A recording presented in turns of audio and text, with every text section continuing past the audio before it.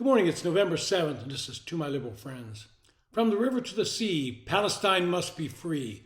We've heard this chant over and over at protests around the nation and the world.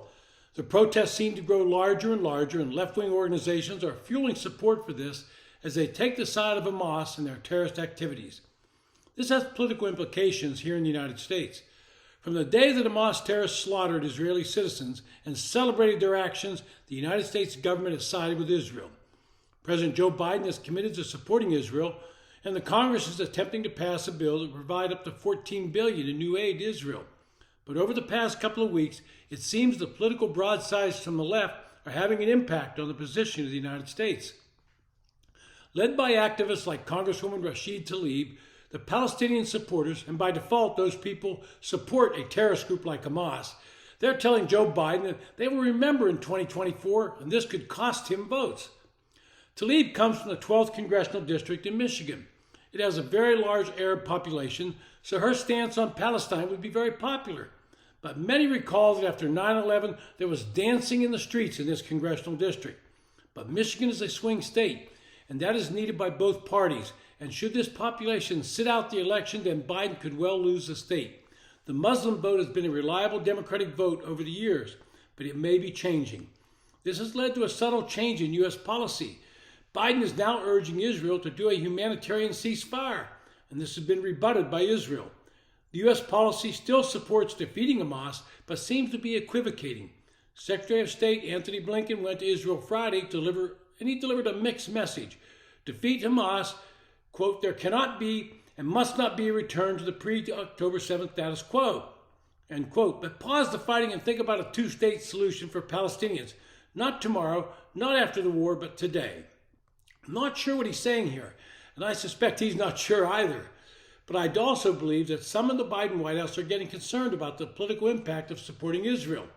The left in this country is siding with the Palestinians and most probably have no real idea about what they're supporting. This form of anti-Semitism has bubbled to the top among these groups, and they disguise it as a support for Palestine. I think every military expert fully understands without any pause in the Israeli campaign would mean. It would mean Hamas would have time to regroup, get more funding from Iran, and fortify their defenses in Gaza. Israel fully realizes this, and so they've correctly said, we'll proceed until we believe we have eradicated as much of Hamas as possible. But the politics in the United States are starting to tilt against Israel. Last Thursday, 13 Democrats in the Senate echoed this call for a ceasefire.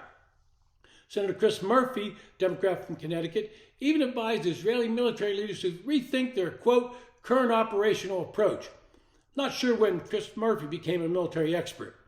Couple this with the multiple members of the House, led by Rashid Tlaib and other progressives, they're banging the drum and threatening Biden about votes in 2024.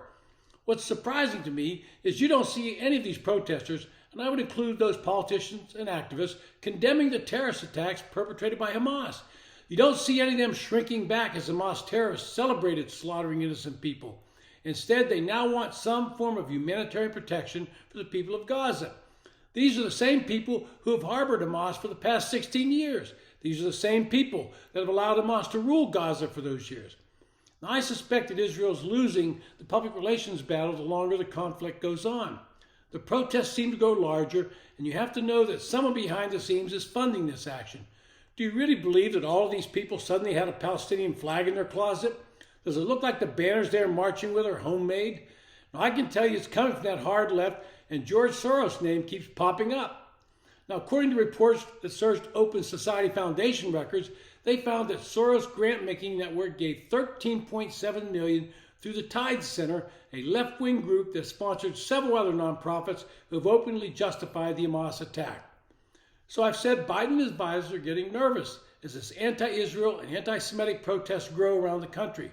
They're being fueled by the far left wing of his party, the progressives that he so willingly embraced to get elected. Without their support, his chances of winning are diminished. A recent Quinnipiac poll highlights Mr. Biden's dilemma inside his own party. When asked about Israel's response to the October 7th attack, Democrats disapproved of Israel's response by a 49 to 33% margin. There's also a big divide by age. Voters 18 to 34 disapprove of Israel's response 52 to 32. It isn't only protesters wearing kefias and waving Palestinian flags, or members of the squad like Ms. Tlaib.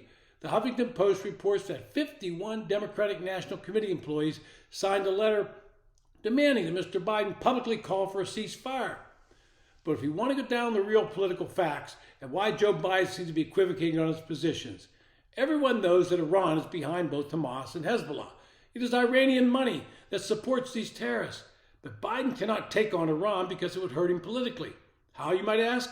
If he were to put serious sanctions on Iran, and by that I mean stop the flow of Iranian oil, which provides them the cash for these terrorist groups, up to $300 billion, then the cash for these terrorist groups, the cost of oil would go up, and that means the cost of gas would go up and voters would be angry.